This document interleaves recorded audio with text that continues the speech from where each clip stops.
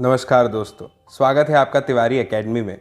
दोस्तों, आज के इस वीडियो में हम बात करने वाले हैं कक्षा 8 के सामाजिक विज्ञान में इतिहास के अध्याय 6 के विषय में। इतिहास का अध्याय 6 जिसका शीर्षक है बुनकर, लोहा बनाने वाले और फैक्ट्री मालिक। दोस्तों, इससे पहले कि हम इस अध्याय की शुरुआत करें, हम थोड़ी सी बातचीत कर लेते हैं कि इस अध्याय में हम मुख्य रूप से क्या देखने वाले हैं। दोस्तों, 19वीं सदी में सूती कपड़े के मशीनी उत्पादन में जो ब्रिटेन था, है ना, तो अगर मैं बात करूं ब्रिटेन की, तो इसको दुनिया का सबसे प्रमुख औद्योगिक राष्ट्र बना दिया गया था। कब की बात कर रहा हूं मैं? 19वीं सदी की बात कर रहा हूं, ठीक है। और फिर 1850 में लोहा और इस्पात उद्योग ब्रिटेन में पनपने की वजह से इसे दुनिया का कारखाना कहा जाने लगा। किसे? ब्रिटेन को। यह हम इस अध्याय में मुख्य रूप से पढ़ेंगे। इसके अलावा हम ये देखेंगे कि भारतीय कपड़ों की स्थिति क्या थी और पूरे विश्व बाजार का एक समग्र अध्ययन हम इस अध्याय में करने वाले हैं। इस अध्याय में हम ये भी देखेंगे कि बंगाल पर जब अंग्रेजों ने विजय प्राप्त कर ली, तो उससे ठीक पहले यानी 1750 के आसपास जो भारत था ना, वो पूरी दुनिया में कपड़ा उत्पादन के क्षेत्र में सबसे आगे था। अगर हम बात करें सुमात्रा की, जो कि दक्षिण पूर्वी एशिया का हिस्सा है, और पश्चिमी एवं मध्य एशिया में इन कपड़ों का बहुत भारी मात्रा में व्यापार हुआ करता था, ठीक है। और इसके अलावा बारीक बुनाई, आपने नाम सुना होगा, बारीक बुनाई वाले जितने भी कपड़े हैं ना, उनको कहा जाता है मसलिन, यानी कि एक और नाम जो इसमें फेमस है वो है मलमल, इसी से बना हुआ है, वह उसे कहने लगे। तो नाम में भी एक इतिहास छुपा है, वो सब भी हम इस अध्याय में मुख्य रूप से जानेंगे, ठीक है ना। इसके बाद में इस अध्याय में हम दोस्तों एक चित्र देखेंगे, मैं आपको दिखाता हूँ। इस चित्र को आप देखिए, ठीक है ना। इसे आप समझ लीजिए कि यह बही का चित्र है। बही से तात्पर्य क्या है कि इसमें ना सूती और रेशमी कपड़े जो होते हैं उनकी 98 प्रकार की किस्मों को बताया गया है। और यूरोपीय व्यापारी जो है इसे पीस गुड्स कहते थे। तो अगर हम सामान्य तौर पर बात करें तो 20 गज का लंबा और 1 गज चौड़ा ये थान होता था, ठीक है ना। थोक की अगर हम बात करें तो थोक में जिन कपड़ों को, जैसे छापेदार सूती कपड़े हैं ना, इन सब का ऑर्डर दिया जाता था। और मैं आपको बता दूं कि 2 साल पहले से ऑर्डर देना पड़ता था, तब कहीं जाके वो ऑर्डर पूरे होते थे। यहाँ पर आप देख सकते हैं कि ये कीमतें हैं कि कितनी कीमत किस कपड़े की किस साइज़ में उपलब्ध है। ये प्रतिशत कुछ दिए हुए हैं। खैर, ये सब बातें हम इस अध्याय में करने वाले हैं। मैं एक मोटा माटी आपको बता रहा था कि इस अध्याय में क्या क्या खास बातें हैं जो हम देखने वाले हैं। तो चलिए अब बिना देर किए शुरू करते हैं इस अध्याय को और समझते हैं कि क्या कहानी है। सबसे पहले आप इस चित्र को ध्यान से देखिए। 17वीं सदी में सूरत बंदरगाह पर एक व्यापारिक जहाज का ये चित्र है, ठीक है ना। यहाँ पर ये बताया गया है चित्र के बारे में कि भारत का जो पश्चिमी तट है ना, वहाँ पर गुजरात में सूरत जो है, वहाँ पर हिंद महासागर के रास्ते होने वाले व्यापार के सबसे महत्वपूर्ण बंदरगाहों में से ये एक था, जिसका चित्र आप अभी यहाँ पर देख रहे हैं। और डच और ब्रिटिश व्यापारिक जहाज 17वीं सदी की शुरुआत से ही इस बंदरगाह का उपयोग करने लग गए थे। 18वीं सदी में इस बंदरगाह का महत्व गिरने लगा था। मैं अपने हर वीडियो में कहता हूं कि जब बात मैं किसी सदी की करता हूं ना, तो आप वहां पर थोड़ा ध्यान दीजिए। जैसे मैंने आपसे कहा 18वीं सदी, तो इसका तात्पर्य सन 1800 से लेकर 1899 तक के नहीं है।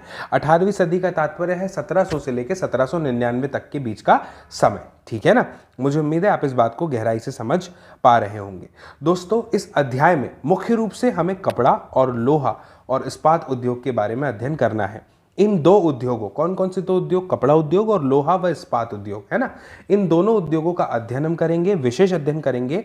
और इनका अध्ययन करते हुए हम ये जानेंगे कि जो ब्रिटिश शासन था उसके अंतर्गत जो भारतीय कारीगिरी है और जो उद्योग हैं उसकी क्या दशा थी, क्या हाल था, क्या स्थिति थी, ठीक है ना। तो इन दो उद्योगों के अध्ययन करने से, विशेष रूप से अध्ययन करने से, हमें उस समय के जो घटनाक्रम थे उनको जानने का तो अवसर मिलेगा ही मिलेगा, और साथ ही साथ हमें दशा का भी अनुमान हो जाएगा कि उस समय जो हमारा भारत है ना, उसकी क्या स्थिति थी। और पूरे विश्व बाजार का भी अध्ययन हम इसमें करेंगे। दोस्तों, आधुनिक विश्व में यानी आज के विश्व में औद्योगिक क्रांति की दृष्टि से ये दोनों ही उद्योग बहुत ही महत्वपूर्ण थे। कौन कौन से? कपड़ा उद्योग और लोहा व इस्पात उद्योग।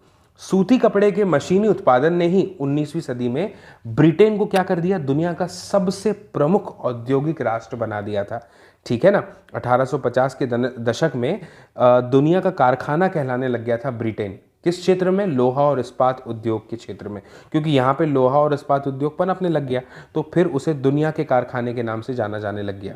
ठीक है ना, ब्रिटेन को। 1850 का दशक है, आप समय याद रखिएगा। इसके बाद में ब्रिटेन के औद्योगिकरण और भारत पर ब्रिटिश विजय और उपनिवेशीकरण। आप भली भांति जानते हैं कि उपनिवेशीकरण क्या होता है, हमने पिछले वीडियो में इन्हीं पर चर्चा की थी। मुख्य रूप से पिछला अध्याय हमने इसी पर पढ़ा था, है ना। अगर आपने अभी वो वीडियो नहीं देखा है तो मेरा आपसे निवेदन है कि एक बार आप जाकर के वो वीडियो देख लें, क्योंकि ये इतिहास है, एक क्रम में हमें आगे बढ़ना है तो ही चीज़ें समझ में आती हैं बहुत अच्छे से और गहराई से। तो हम बात कर रहे थे कि औद्योगिकरण, जो ब्रिटेन के औद्योगिकरण और भारत पर ब्रिटिश विजय और उपनिवेशीकरण में गहरा संबंध था, है ना। अध्याय 2 में हमने क्या देखा था दोस्तों, कि जो ईस्ट इंडिया कंपनी है उसके व्यापारिक हितों की रक्षा करने के लिए किस प्रकार से उसने भारतीय भूभागों पर अलग अलग तरह से कब्जे किए, है ना। व्यापार से साम्राज्य तक की कहानी हमने पढ़ी थी, और किस प्रकार से व्यापार का ढांचा बदलता चला गया, है ना। 18वीं सदी के आखिर में, यानी कि सन 1800 के आसपास, ईस्ट इंडिया कंपनी भारत से चीजें खरीदती थी और इंग्लैंड और यूरोप में ले जाकर के बेचती थी। इस बात को आप समझिए कि भारत से चीजें खरीदी जा रही है और उन्हें कहां बेचा जा रहा है, इंग्लैंड में और यूरोप में।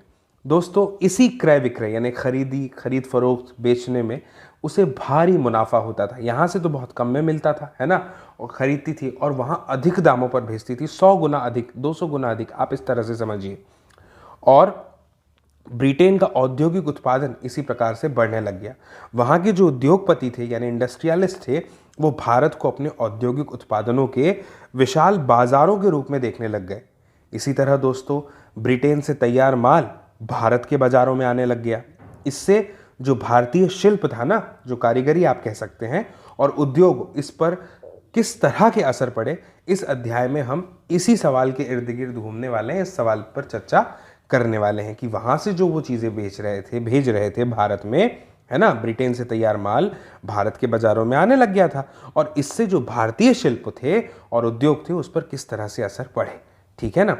तो अब मुझे लगता है कि आप बहुत अच्छे से समझ चुके हैं, बहुत अच्छे से, कि इस अध्याय में हम मुख्य रूप से किन किन चीजों पर अध्ययन करने वाले हैं। ठीक है, सबसे पहले इस हेडिंग को समझिए, भारतीय कपड़े और विश्व बाजार। ये हेडिंग हमें बहुत कुछ बताती है ना। यानी बात की जा रही है भारतीय कपड़ों की और बाजार है पूरे विश्व का, यानी सब तरफ भारत के कपड़ों की जो है मांग होने लगी, बिकने लग गए, है ना। सबसे पहले कपड़ा उत्पादन पर हम नजर डालते हैं, और उससे भी पहले आप इस चित्र को देखिए। यह पटोला बुनाई कहलाती है। 19वीं सदी के मध्य में इसका चलन बहुत अधिक था दोस्तों। पटोला बुनाई जो है ये सूरत, अहमदाबाद और पाटन में हुआ करती थी, है ना। नाम से भी स्पष्ट है, पटोला बुनाई, है ना। पाटन मिलता जुलता नाम है, पटोला। इंडोनेशिया में इस बुनाई का बहुत भारी बाजार था और वहाँ यह स्थानीय बुनाई परंपरा का एक हिस्सा बन गई थी। ठीक है ना। आप देख सकते हैं कि एक क्रम में कैसे बार बार जो है एक चित्र इसमें रिपीट होते चले जा रहा है। ठीक है, तो इसे पटोला बुनाई कहा जाता था। दोस्तों, बंगाल पर अंग्रेजों की विजय से पहले 1750 के आसपास भारत पूरी दुनिया में कपड़ा उत्पादन के क्षेत्र में औरों से कोसों आगे था, यानी कि सबसे अधिक आगे था, है ना, अग्रणी स्थान पर था। भारतीय कपड़े लंबे समय से अपनी गुणवत्ता यानी उसकी क्वालिटी और बारीक कारीगरी, जो एम्ब्रॉयडरी वर्क है वो एकदम बारीक होता था, तो उसके लिए दुनिया भर में फेमस था, मशहूर था, पॉपुलर था।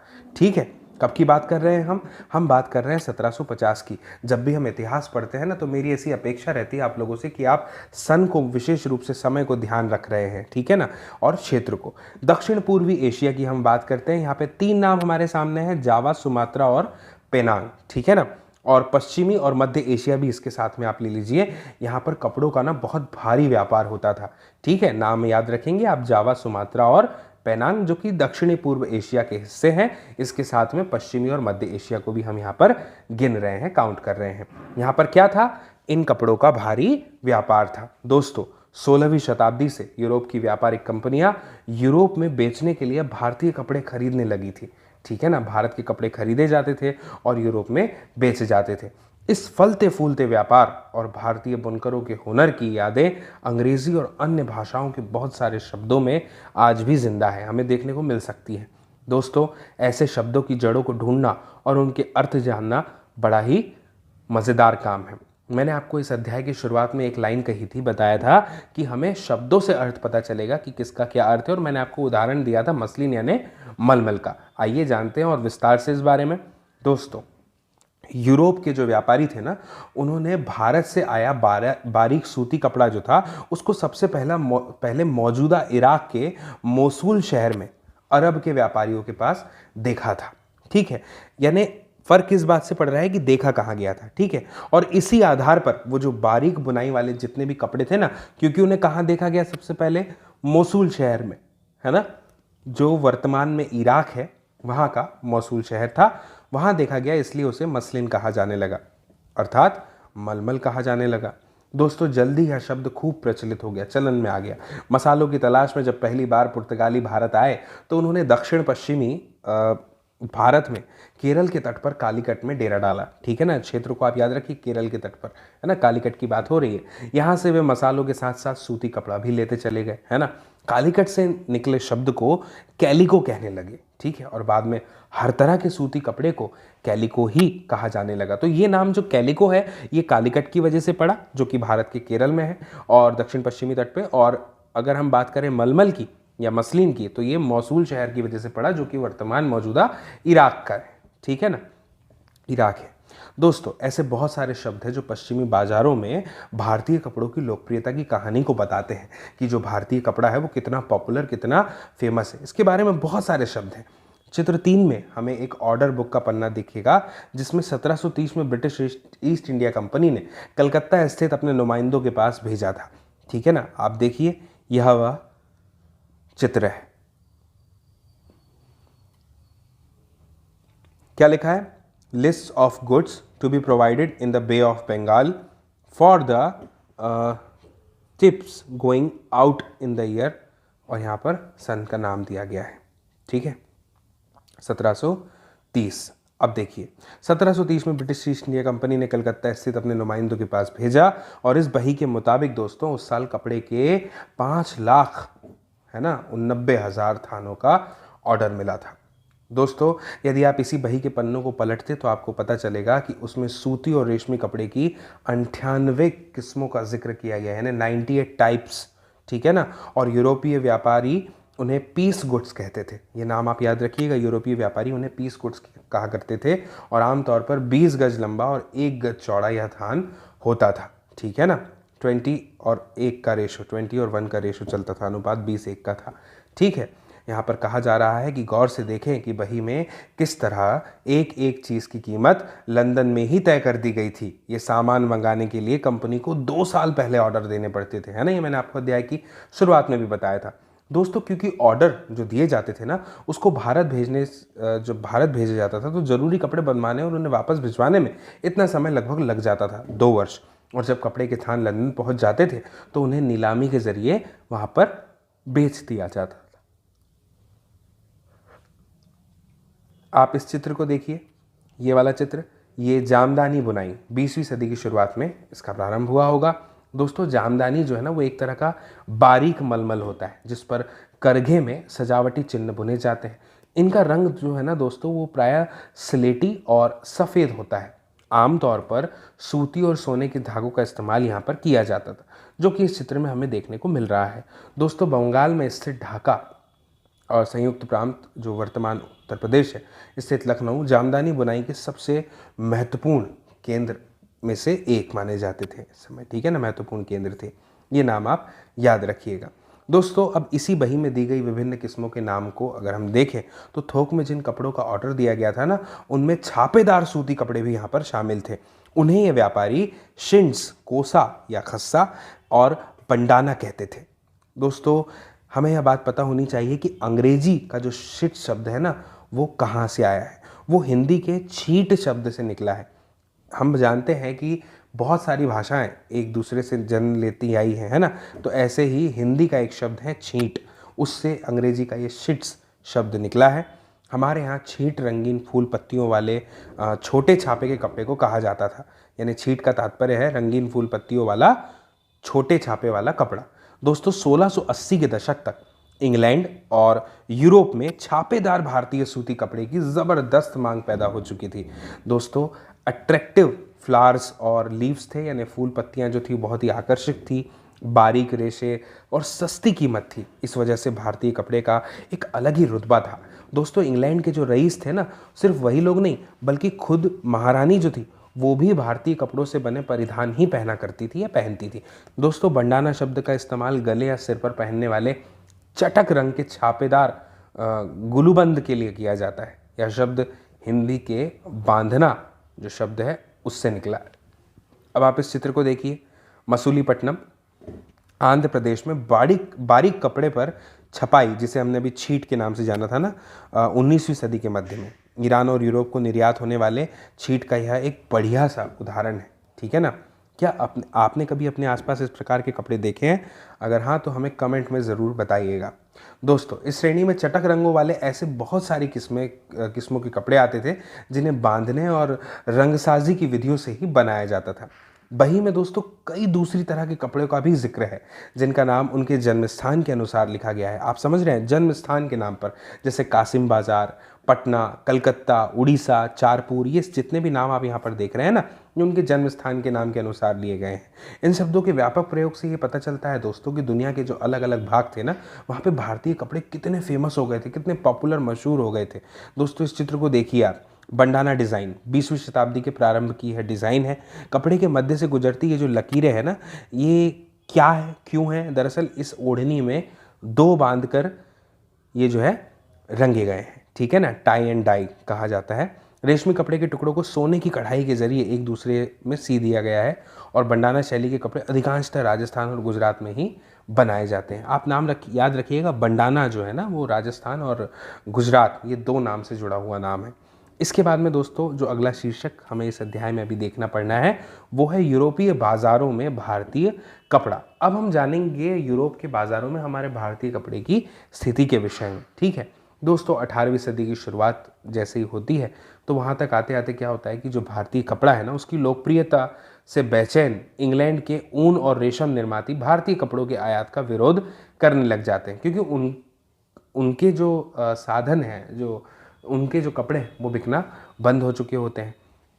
और इसी दबाव के कारण 1720 में ब्रिटिश सरकार ने इंग्लैंड में छापेदार सूती कपड़े, जिसे छीट कहा जाता है, उसके इस्तेमाल पर पाबंदी लगाने के लिए एक कानून पारित कर दिया था। और दोस्तों, आप इसे एक इत्तेफाक कह लीजिए कि इस कानून को भी कैलिको अधिनियम ही कहा जाता है।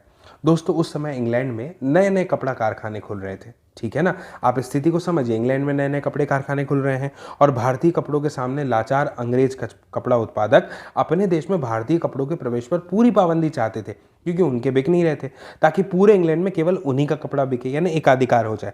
दोस्तों, इसी क्रम में इंग्लैंड की सरकार ने सबसे पहले कैलिको छपाई उद्योग को ही सरकारी संरक्षण में विकसित कर लिया।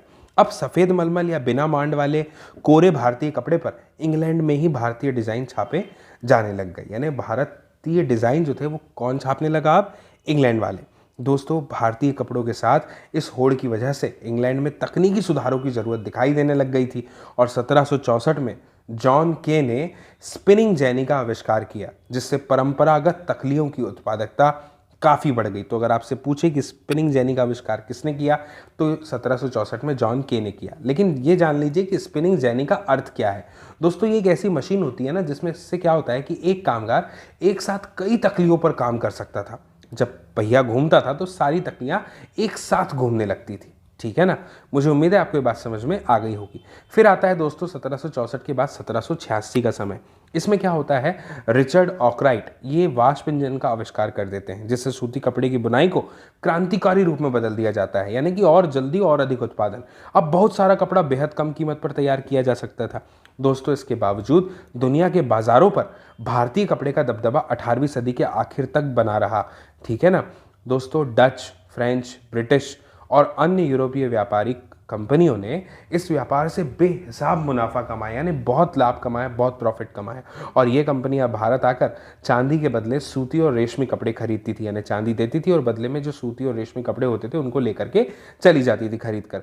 लेकिन जो दोस्तों, जैसा कि हम जानते हैं कि जब इंग्लिश ईस्ट इंडिया कंपनी को बंगाल की राजनीतिक सत्ता मिल गई थी तो उसे भारतीय चीज़ें खरीदने के लिए चांदी मंगाने की ज़रूरत ही नहीं रही, है ना। इसके बाद तो ईस्ट इंडिया कंपनी भारत में ही किसानों जमींदारों के राजस्व इकट्ठा करके उस पैसे से कपड़ा खरीदने लग गई थी। ये बात हमने अध्याय 2 में भी पढ़ी थी, आपको याद होगा। अब आप इस चित्र को ध्यान से देखिए दोस्तों, यह कोचीन में स्थित डच बस्ती का एक समुद्र से दिखता हुआ दृश्य है। 17वीं शताब्दी की यह बात है, 17वीं शताब्दी का चित्र है। आप ऐसे समझिए, जैसे जैसे यूरोपीय व्यापार फैलता चला गया, विभिन्न बंदरगाहों पर व्यापारिक बस्तियां भी बनने लग गई।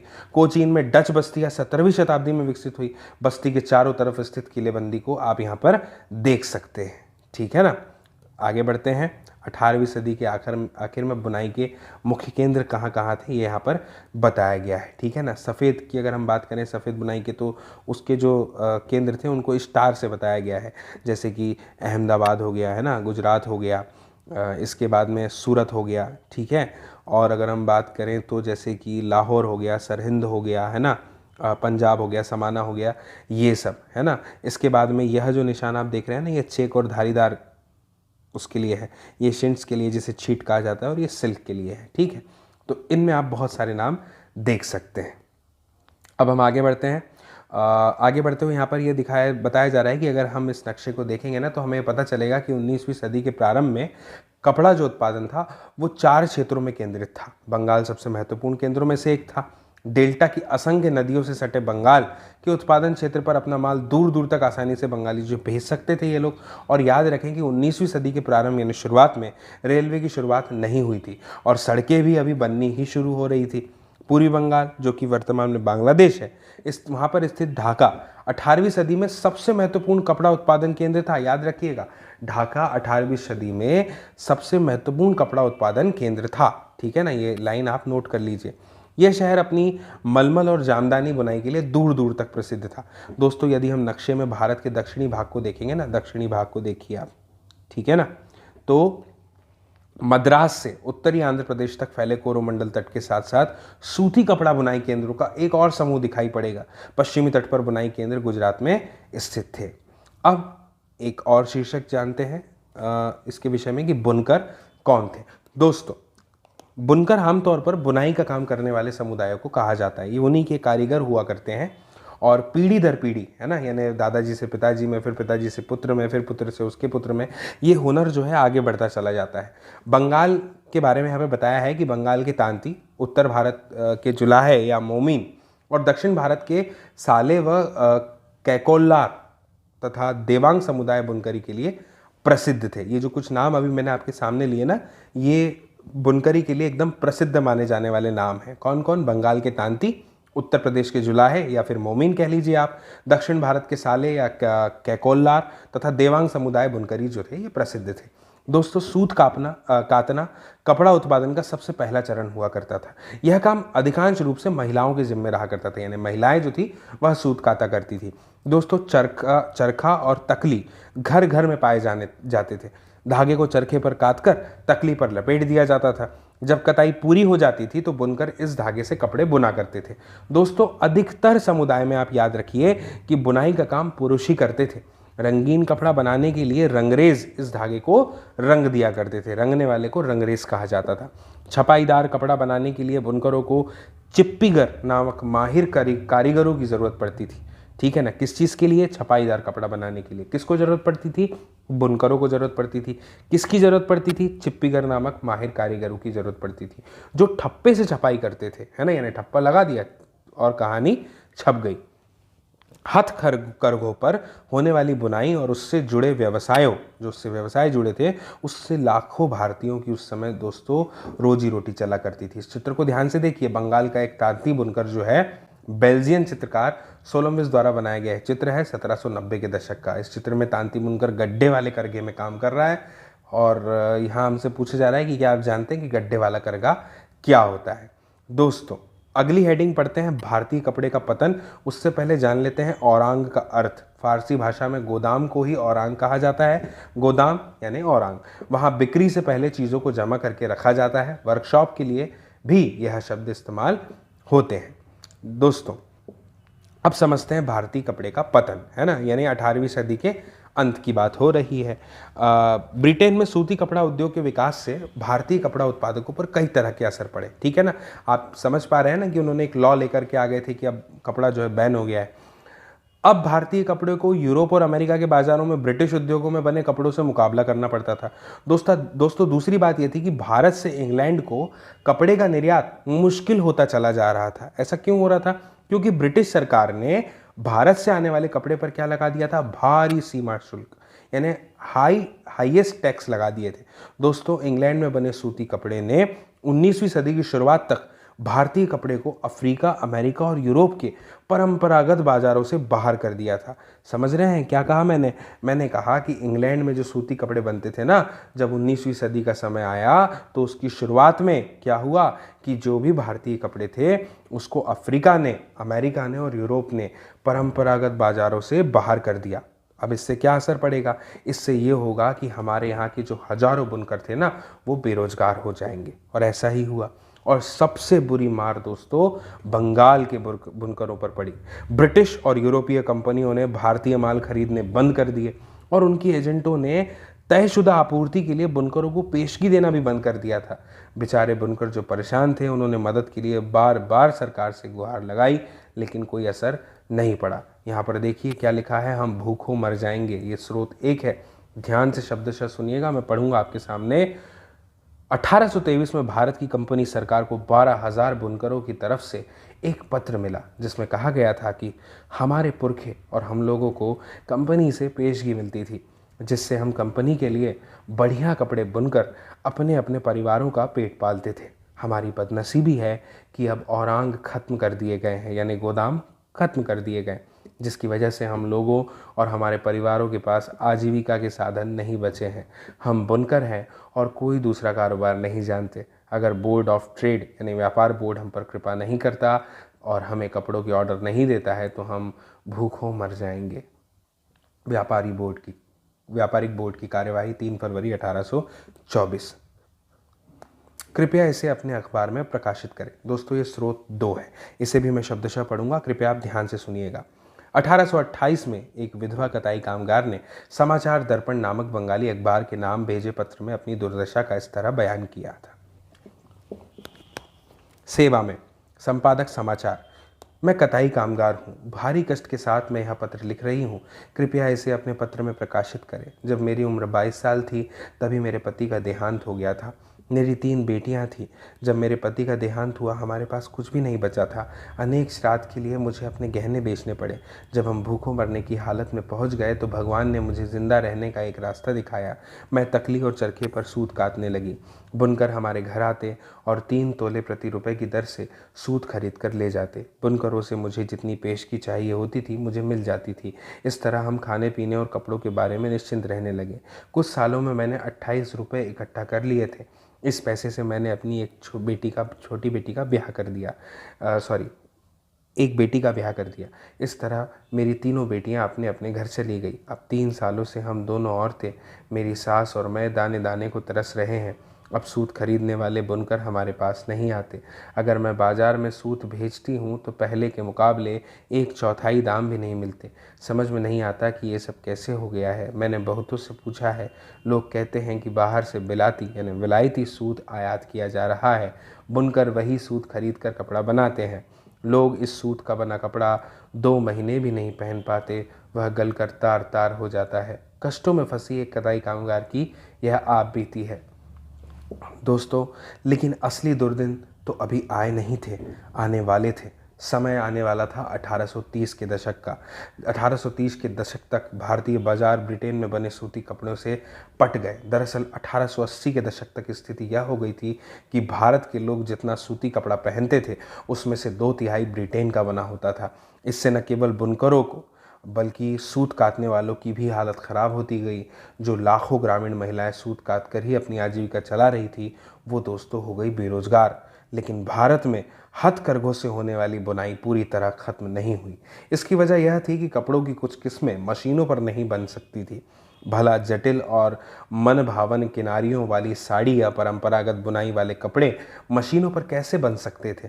इन कपड़ों की न केवल रईसों के बीच बल्कि मध्य वर्ग में भी काफ़ी मांग हुआ करती थी। और दोस्तों, मैं आपको बता दूं कि ना ही ब्रिटेन के कपड़ों मिलों में वह बेहद मोटा कपड़ा बनता था जिसे भारतीय गरीब पहनते थे। दोस्तों, हमने पश्चिमी भारत में स्थित शोलापुर और दक्षिण भारत में स्थित मदुरा का जिक्र सुना होगा, है ना। नहीं भी सुना है तो कोई बात नहीं है, आप अभी सुन लीजिए। यह शहर 19वीं सदी के आखिर में बुनकरी के नए महत्वपूर्ण केंद्र बनकर सरकार के सामने आए थे।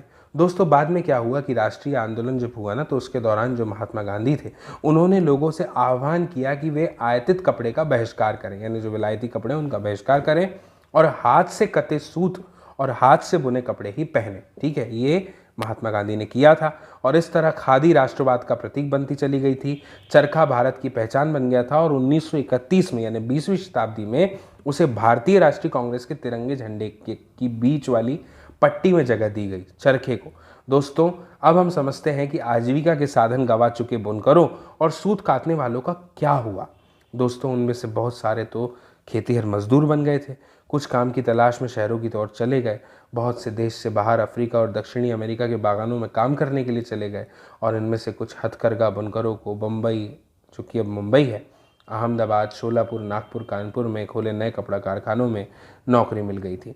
दोस्तों सूती कपड़ा मिलों का उदय, है ना, इस शीर्षक को ध्यान से समझते हैं। पहले आप इस चित्र को देखिए। एक कपास कारखाने में काम करती कुछ मजदूर महिलाएं हैं। सन 1900 की यह बात है, इसके लगभग राजा दीन दयाल द्वारा यह चित्र लिया गया था। कताई विभाग में ज़्यादातर मजदूर महिलाएं होती थी, जबकि बुनकर विभाग में ज़्यादातर पुरुष हुआ करते थे। दोस्तों भारत में पहली सूती कपड़ा मिल 1854 में बम्बई में स्थापित हुई। यह कताई मिल थी। 19वीं सदी की शुरुआत से ही भारत से इंग्लैंड और चीन को होने वाले कच्चे कपास के निर्यात के लिए बम्बई एक महत्वपूर्ण बंदरगाह बन चुका था। बम्बई पश्चिमी भारत की काली मिट्टी वाली उस विशाल पट्टी से काफ़ी निकट था जहां कपास की खेती की जाती थी। दोस्तों मैं आपको बता दूं कि जब वहां सूती कपड़ा मिलों की स्थापना हुई ना, तो उन्हें कच्चा माल आसानी से उपलब्ध होने लग गया, यानी मिलने लग गया। इस चित्र को आप देख सकते हैं। अब दोस्तों आगे बढ़ने से पहले हम समझ लेते हैं प्रगलन का अर्थ क्या होता है। चट्टान या फिर मिट्टी, इसको बहुत ऊंचे तापमान पर ना गर्म किया जाता है और गर्म करके क्या होता है, धातु तैयार करने या धातु की बनी चीज़ों को पिघलाने की प्रक्रिया, इससे कोई नई चीज़ बनाई जा सकती है। इसे आप प्रगलन कहते हैं। ठीक है, अब समझिए 1900 का समय है। जैसे जैसे आते जा रहा है नज़दीक, बम्बई में 84 कपड़ा मिलें चालू हो गई। ठीक है, 84। उनमें से जो बहुत सारी मिलें हैं दोस्तों, वो पारसी और गुजराती जो व्यवसायी हैं, व्यापारी हैं, उन्होंने खोली, जो कि चीन के साथ व्यापार के जरिए बहुत सारा पैसा कमा चुके थे। दोस्तों इसी समय 1900 के आसपास दूसरे शहरों में भी ऐसे कई कारखाने खोले गए। अगर हम बात करें अहमदाबाद की, तो यहाँ पे पहला कारखाना दोस्तों खुला था 1861 में। पहला कारखाना 1861 में खुला और दोस्तों इसके अगले ही वर्ष यानी 1862 में संयुक्त प्रांत स्थित कानपुर में भी एक कारखाना खुल गया। सूती कपड़ा मिलों की संख्या धीरे धीरे बढ़ने लग गई और बढ़ने के कारण जो मजदूरों की मांग थी ना दोस्तों, वो भी बढ़ने लग गई। हजारों जो गरीब काश्तकार थे, दस्तकार थे, खेतीहर कामगार कारखानों में काम करने के लिए शहरों की तरफ भागने लग गए, पलायन करने लग गए। दोस्तों प्रारंभिक कुछ दशकों की अगर हम बात करें तो उसके दौरान भारतीय कपड़ा कारखानों को बहुत सारी समस्याओं से जूझना पड़ा। ठीक है ना। सबसे पहली समस्या क्या थी दोस्तों, यही थी कि इस उद्योग को ब्रिटेन से आए सस्ते कपड़ों का मुकाबला करना पड़ता था। दोस्तों अधिकतर देशों में, ज़्यादातर देशों में सरकारें आयातित वस्तुओं पर सीमा शुल्क लगाकर अपने देश में औद्योगिकरण को बढ़ावा देती थी। ठीक है ना। हमने देखा कि भारी मात्रा में टैक्स लगाए जाते थे। इससे दोस्तों क्या होता था कि जो प्रतिस्पर्धा थी ना, जो कंपटीशन था, वो खत्म हो गया था, प्रतिस्पर्धा खत्म हो जाती थी और संबंधित देश के नवजात उद्योगों को संरक्षण मिलता था। दोस्तों लेकिन औपनिवेशिक भारतीय सरकार ने स्थानीय उद्योगों को आमतौर पर इस तरह की सुरक्षा नहीं दी। इसीलिए भारत में औद्योगिक सूती वस्त्र उत्पादन की पहली बड़ी लहर प्रथम विश्व युद्ध के समय दिखाई दी, जब ब्रिटेन से आने वाले कपड़े की मात्रा में काफ़ी कमी आ गई थी। ठीक है, और सैनिक ज़रूरतों को पूरा करने के लिए भारतीय कारखानों से कपड़े का उत्पादन बढ़ाने की मांग की जाने लगी, यानी मांग करने लगे।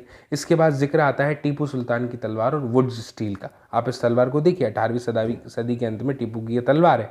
टीपू सुल्तान की तलवार की मूठ पर कुरान की आयतें लिखी हुई हैं, जिनमें युद्ध में फतह के संदेश दिए गए हैं और गौर से देखने पर पता चलता है कि शेर का सिर मूठ के निचले सिर की तरफ है। ठीक है, अब समझिए, भारतीय इस्पात और लौह धातु जो है दोस्तों, इस कला की कहानी हम टीपू सुल्तान के एक मशहूर किस्से से शुरू करते हैं। अब यह किस्सा क्या है, ध्यान से समझिएगा दोस्तों। ये वही टीपू सुल्तान है जिन्होंने 1799 तक मैसूर पर शासन किया और अंग्रेजों से 4 लड़ाइयाँ लड़ी और हाथ में तलवार लिए लड़ते लड़ते मारे गए थे। दोस्तों, टीपू की विश्वविख्यात तलवारें आज इंग्लैंड के संग्रहालयों की बहुमूल्य संपत्ति है। लेकिन क्या हमें यह बात पता है कि टीपू की तलवार इतनी खास क्यों है? दरअसल बात दोस्तों यह है कि इस तलवार की धार इतनी सख्त और पैनी है कि दुश्मन के लौह कवच को भी आसानी से यह चीर सकती थी। दोस्तों, इस तलवार में ये गुण कार्बन की अधिक मात्रा वाली वुड्स नामक स्टील से पैदा हुआ था, जो पूरे दक्षिण भारत में बनाया जाता था। इस वुड्स स्टील की तलवारें बहुत पैनी और लहरदार होती थी। इनकी यह बनावटें लोहे में गड़े कार्बन के बेहद सूक्ष्म कणों से पैदा होती थी।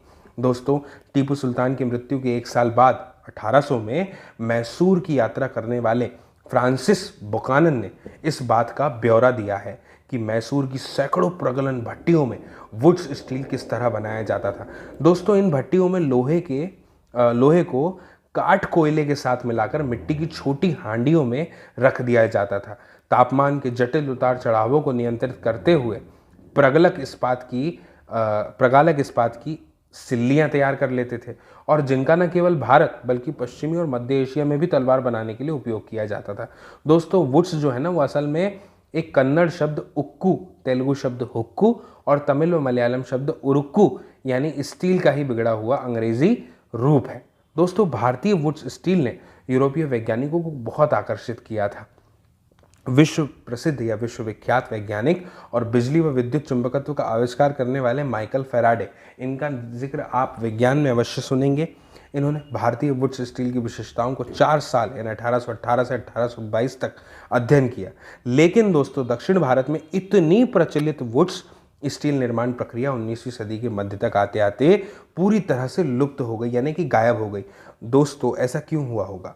भारत पर अंग्रेजों की जीत के साथ यहाँ का तलवार और हथियार उद्योग समाप्त हो गया और भारतीय जो कारीगर थे ना, उनके द्वारा बनाए गए लोहे और इस्पात का जो स्थान था वो इंग्लैंड से आए लोहे और इस्पात ने ले लिया था। दोस्तों, अब इस शीर्षक को देखिए, लिखा है गांव की उजड़ी भट्टियां। सबसे पहले समझते हैं धौकनी का अर्थ। इसे हवा फेंकने का यंत्र कहा जाता है। दोस्तों, वुड्स स्टील उत्पादन के लिए लोहे के परिशोधन की बेहद परिष्कृत तकनीक जरूरी थी, यानी कि बहुत ही ज़्यादा परफेक्शन की इसमें आवश्यकता थी, ठीक है ना।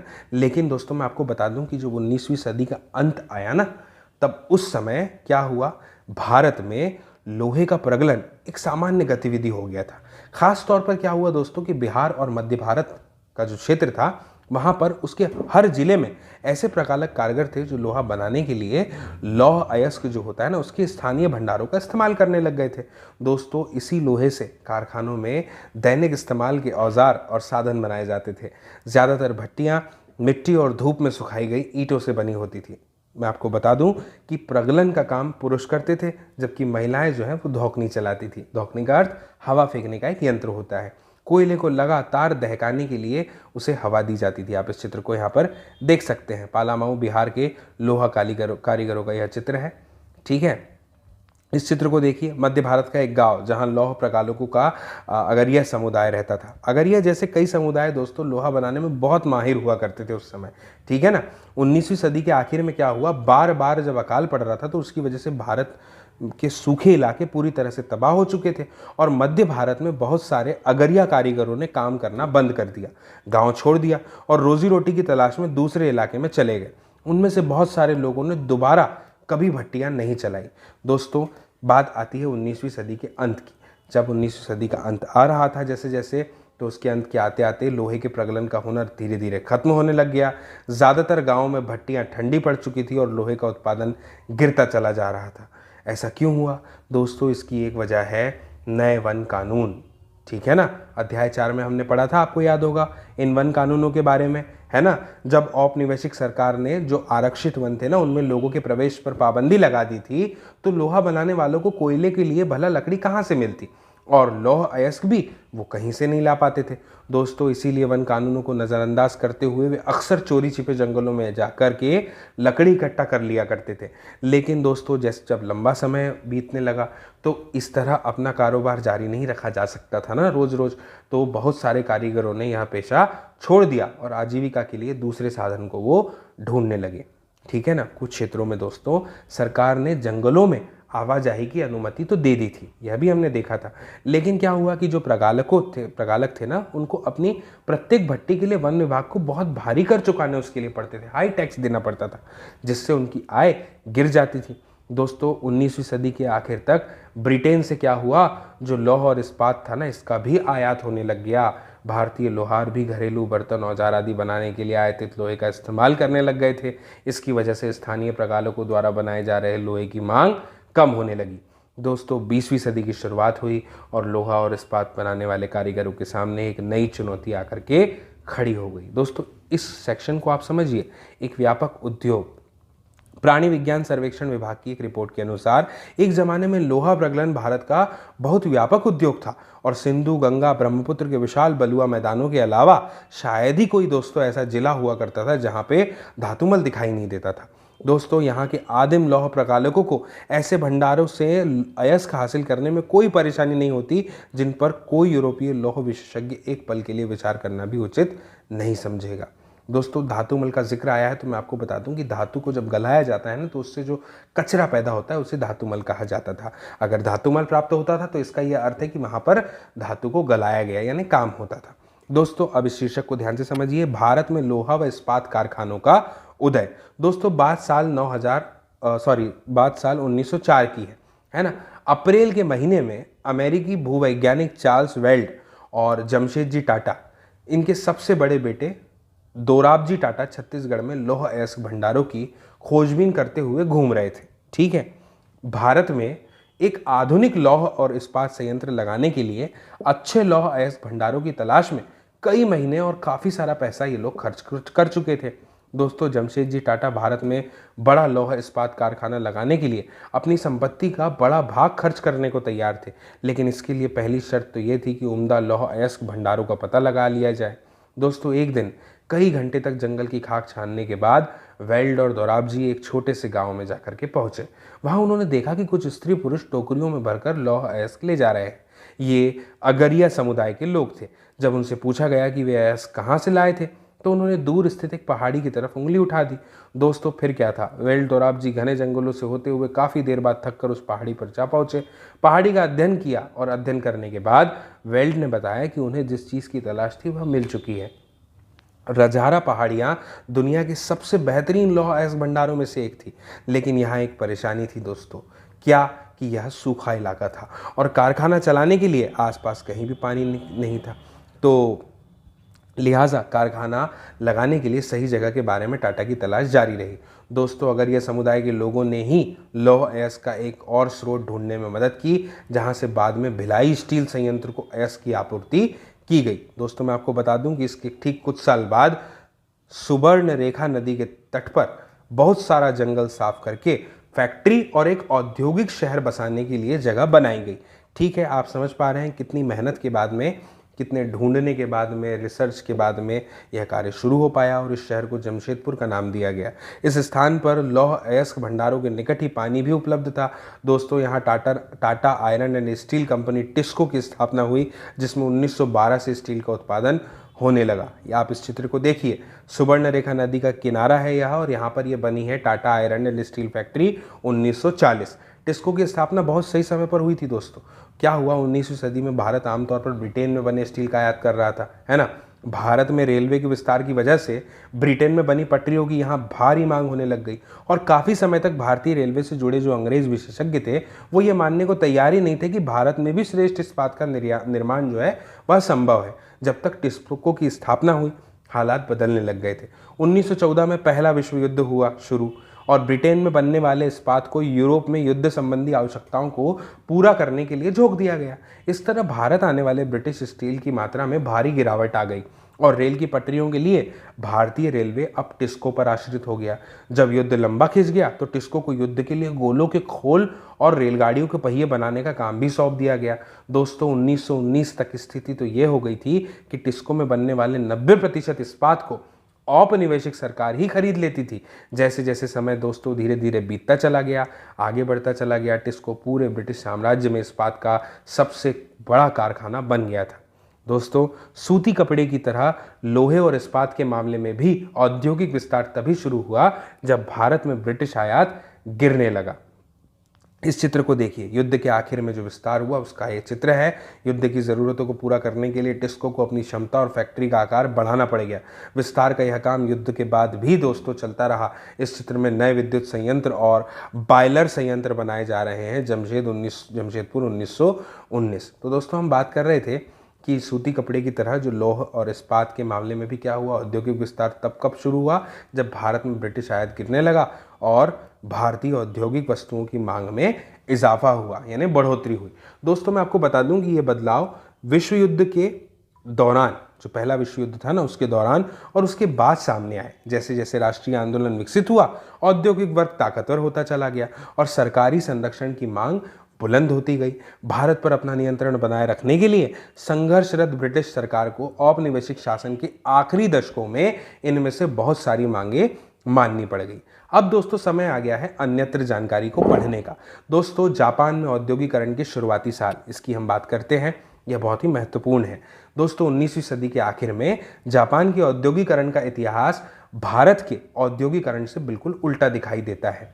समझिएगा, भारत में औपनिवेशिक सरकार ब्रिटिश वस्तुओं का बाजार बढ़ाना चाहती थी, इसलिए उसने भारतीय उद्योगपतियों को किसी तरह की सहायता तो नहीं दी।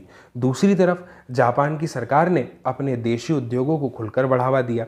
दोस्तों 1868 में जापान की सत्ता संभालने वाले मेजी राजवंश का यह मानना था कि जापान को पश्चिमी प्रभुत्व का सामना करने के लिए औद्योगिकरण के रास्ते पर चलना चाहिए। यह मानना किसका था दोस्तों? मेजी राजवंश का। ठीक है ना। कौन से समय की बात है? 1868 की। दोस्तों इसलिए क्या किया मेजी राजवंश ने औद्योगिकरण को आगे बढ़ाने के लिए कई महत्वपूर्ण कदम उठाए। इसी क्रम में डाक सेवाएं शुरू की गई, टेलीग्राफ, रेलवे, वाष्प चालित जलपोतों का विकास किया गया। और मैं आपको बता दूं कि जो पश्चिम था ना, वहां से नवीनतम तकनीक का आयात किया गया और उसे जापान की ज़रूरतों के हिसाब से ढाला गया। दोस्तों जापानी पेशेवरों को प्रशिक्षित यानी ट्रेंड करने के लिए विदेशी विशेषज्ञों को भी बुलाया गया। निवेश के लिए सरकारी बैंकों से उद्योगपतियों को उदार शर्तों पर कर्जे दिए गए। सरकार ने पहले विशाल उद्योग शुरू किए और बाद में उन्हें सस्ती कीमत पर व्यावसायिक घरानों को बेच दिया। दोस्तों मैं आपको बता दूं कि भारत में औपनिवेशिक प्रभुत्व ने औद्योगिकरण के रास्ते में बाधाएं पैदा कर दी थी, जबकि जापान में विदेशी कब्जे के भय की वजह से ही औद्योगिकरण को बढ़ावा मिला था। आप समझ सकते हैं कि परिस्थिति कैसी बन रही है। लेकिन इसका एक अर्थ तो यह भी था कि जापान का औद्योगिक विकास शुरू से ही उसकी सैनिक ज़रूरतों से जुड़ा हुआ था। दोस्तों एक बार हम इस अध्याय को समराइज कर लेते हैं और फटाफट से देख लेते हैं कि हमने इस अध्याय में मुख्य रूप से क्या क्या देखा था। तो दोस्तों अगर मैं आपको बता दूं तो हमने सबसे शुरुआत में इस अध्याय में ये देखा कि 19वीं सदी में क्या हुआ। सूती कपड़े के जो मशीनी उत्पादन थे ना, उसमें ब्रिटेन को दुनिया का सबसे प्रमुख औद्योगिक राष्ट्र बना दिया गया था। हमने ये भी देखा कि 1850 में ब्रिटेन को दुनिया का कारखाना कहा जाने लगा, जब लौह और इस्पात उद्योग ब्रिटेन में पनपने लग गए। इसके बाद में दोस्तों हमने ये देखा कि बंगाल पर जब अंग्रेजों की विजय हुई तो उससे ठीक पहले 1750 के आसपास क्या हुआ कि जो भारत था वो पूरी दुनिया में कपड़ा उत्पादन के क्षेत्र में सबसे अग्रणी हो गया, यानी कि आगे हो गया। अगर हम बात करें जावा, सुमात्रा और पेनांग की, जो कि दक्षिणी पूर्वी एशिया का हिस्सा थे, और पश्चिमी और मध्य एशिया में इन कपड़ों को भारी व्यापार था, है ना, हमने पढ़ा था। दोस्तों मैं आपको बता दूं कि जो यूरोप के व्यापारी थे ना, इन्होंने भारत से आया बारीक सूती कपड़ा सबसे पहले मोसूल शहर में, जो कि इराक में है मौजूदा, वहाँ के व्यापारियों के पास देखा और इसीलिए नाम क्या हो गया? मसलिन या मलमल इसे कहा जाने लगा। दोस्तों मैं आपको बता दूं कि मसालों की तलाश में पुर्तगाली केरल के तट कालीकट पर पहुंच गए थे और वहीं से नाम दिया गया कैलिको। कालीकट से निकला हुआ यह शब्द है, ठीक है ना। और इसके बाद में हमने जाना कि बही के बारे में, है ना। बही क्या होती है? मैं आपको दिखाता हूँ, ये इसको देखिए आप, है ना। इसमें सूती और रेशमी कपड़ों की कितनी किस्में बताई गई थी? 98, यानी कि 98। दोस्तों इन्हें यूरोपीय व्यापारी पीस गुड्स कहा करते थे। आमतौर पर 20 गज लंबा और 1 गज चौड़ा यहाँ पर थान होता था। दोस्तों अगर हम बात करें थोक की, तो थोक में जिन कपड़ों को, जिन्हें छापेदार सूती कपड़े भी कहा जाता है, उनका ऑर्डर दिया गया था और उन्हें ये व्यापारी शिट्स, कोसा और बंडाना भी कहते थे। हमने यह भी देखा था ना, यहाँ पर लिखा हुआ है कि 2 साल पहले ऑर्डर देने पड़ते थे, है ना।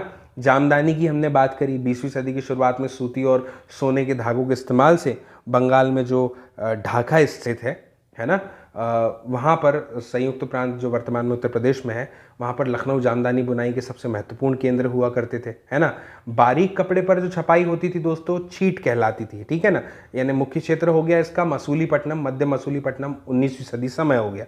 और बंडाना शैली राजस्थान गुजरात की, ये आप याद रखेंगे 20वीं सदी के प्रारंभ में। इसके बाद दोस्तों हमने ये देखा कि यूरोपीय बाजारों में भारत की कपड़े की क्या स्थिति थी, है ना। तो हमने उसमें क्या देखा कि 18वीं सदी की जब शुरुआत हुई तो उसमें इंग्लैंड का जो ऊन था और रेशम निर्माता थे, उन्होंने भारतीय कपड़ों को क्या कर दिया, विरोध करने लग गए, है ना, कि अब भैया भारतीय कपड़ा नहीं आएगा। और 1720 में क्या हुआ, ब्रिटिश सरकार ने इंग्लैंड में छापेदार सूती कपड़े जो छीट था उसके इस्तेमाल पर पाबंदी लगा दी और इस कानून को क्या नाम दे दिया, कैलिको अधिनियम, है ना। 1764 में क्या हुआ, जॉन के आए, उन्होंने क्या किया, स्पिनिंग जेनी का आविष्कार कर दिया। स्पिनिंग जेनी क्या थी, ये मैं आपको बता चुका हूं, है ना। स्पिनिंग जेनी का उन्होंने क्या किया, आविष्कार किया। यहाँ पर लिखा हुआ है एक ऐसी मशीन जिससे एक कामगार एक साथ कई तकलियों पर काम कर सकता था। जब पहिया घूमता था तो सारी तकलियां घूमने लगती थी, इसे स्पिनिंग जेनी कहा जाता था। फिर आया 1786 का समय, तब आए रिचर्ड आर्कराइट, है ना। इन्होंने क्या किया, वाष्प इंजन का आविष्कार किया। इससे क्या हो गया, जो सूती कपड़े थे उसकी बुनाई को क्रांतिकारी रूप से इन्होंने बदल दिया। दोस्तों डच, फ्रेंच, ब्रिटिश जितनी भी यूरोपीय कंपनियां थी, भारत से चांदी, मतलब भारत में आकर चांदी देती थी और बदले में क्या करती थी, जो सूती रेशमी कपड़े थे उसको खरीदती थी। इसके बाद में दोस्तों हमने बुनकरों के बारे में जाना, है ना, कि बुनकर कौन थे। दोस्तों मैं आपको बता दूं कि आमतौर पर सामान्य रूप से बुनाई का काम करने वाले समुदाय को ही क्या कहा जाता है, बुनकर कहा जाता था। बंगाल के बारे में बताया कि बंगाल के तांती, उत्तर भारत के जुलाहे, मोमीन, दक्षिण भारत के केकोल्लर या साले और देवांग समुदाय जो है बुनकरी के लिए यहाँ पे प्रसिद्ध थे, है ना। छपाईडर कपड़ा जो है उसको बनाने के लिए बुनकरों को चिप्पीगर नामक माहिर कारीगरों की जरूरत पड़ती थी और ये क्या करते थे, ठप्पे से यहाँ पर छपाई करते थे। इसके बाद में दोस्तों हमने देखा भारतीय कपड़ों का पतन, है ना। भारतीय कपड़े को ब्रिटिश उद्योगों से बने कपड़े से कॉम्पीट किया जाता था, प्रतिस्पर्धा थी और भारतीय कपड़े पर इंग्लैंड में भारी सीमा शुल्क थोप दिया जाता था। फिर बात करते हैं 1880 की, तो उसके दशक तक भारत के लोग जितना सूती कपड़ा भी पहनते थे दोस्तों, हमें पता चला कि उसके 2/3 ब्रिटेन का ही बना होता था, है ना। 19वीं सदी के आखिर में क्या हुआ, पश्चिमी भारत में सोलापुर और दक्षिण भारत में मदुरै बुनकरी के लिए नए केंद्र के रूप में उभर गए। कहानी कब शुरू होती है, जब महात्मा गांधी आते हैं, राष्ट्रीय आंदोलन का समय होता है और महात्मा गांधी क्या करते हैं कि जो भी आयातित कपड़ा, विलायती कपड़ा, उसका बहिष्कार कर दो, सिर्फ हाथ से कते सूत तथा हाथे से बुने कपड़े पहनने का आह्वान किया जाएगा और खादी जो है वो राष्ट्रवाद का प्रतीक बनती चली गई। चरखा जो है वो भारत की पहचान बन गया और 1931 का जब समय आया और भारतीय राष्ट्रीय कांग्रेस ने अपना तिरंगा झंडा बनाया तो उसके बीच में क्या किया, इसी पट्टी को जगह दी, चरखे को, है ना। दोस्तों इसके बाद हमने देखा कि सूती कपड़ों मिलों का उदय हुआ। भारत में पहली सूती कपड़ा मिल जो 1854 में मुंबई में स्थापित हुई थी, है ना। इसे कताई मिल के नाम से जाना जाता है, कताई मिल थी ये। फिर 1900 का समय आया, यहाँ तक आते आते क्या हुआ, बंबई में 84 कपड़ा मिलें चालू हो गई थी, ठीक है ना। अहमदाबाद में पहला कारखाना कब खुला था दोस्तों, 1861 में, याद रखिएगा। 1862 में कहाँ खुला था, मैंने बताया था, ठीक इसके अगले ही वर्ष कानपुर में खुल गया था। भारतीय कपड़ा कारखानों की समस्याएं क्या थी, इस पर भी हमने जिक्र किया, है ना। अधिकतर देशों में क्या होता था दोस्तों, सरकारें जो थी वो आयातित वस्तुएं जो हुआ करती थी उस पर भारी मात्रा में हैवी टैक्सेस लगा देती थी, ठीक है ना। और क्या होता था, अपने ही देश में औद्योगिकरण को इससे वह बढ़ावा दे देती थी, बढ़ावा उनको मिल जाता था।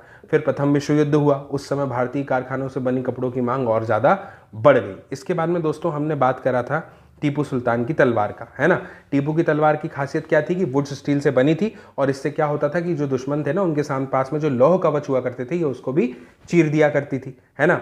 यहाँ पर आप एक चित्र का, शेर का चित्र भी देख सकते हैं और इसकी तलवार की मूठ पर कुरानों की कुछ आयतें लिखी हुई है ना।